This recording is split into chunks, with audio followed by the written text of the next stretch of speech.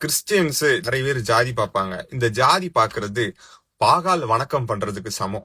இந்துக்கள் ஜாதி டிஸ்கிரிமினேஷன் அவங்கதான் வச்சிருப்பாங்க. ஏதோ தொடையில இருந்து வந்தது, கை கால்ல இருந்து வந்தது, அந்த மாதிரிலாம் சொல்லிட்டு அத நம்ம அக்செப்ட் பண்ற மாதிரி கலாத்தியர் 3:28-29 ரீட் பண்ணும்போது எல்லாருமே ஒண்ணுதான்னு பைபிள்ல சொல்லியிருக்காங்க.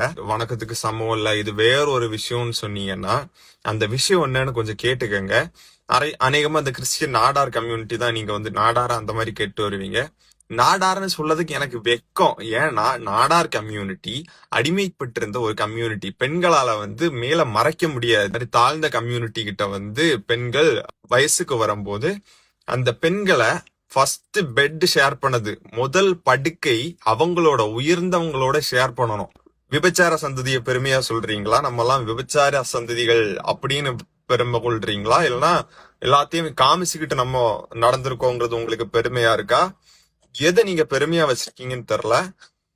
எதுவா இருந்தாலும் பாத்துக்கோங்க. கிறிஸ்துவுக்குள்ள நம்ம எல்லாம் ஒண்ணு.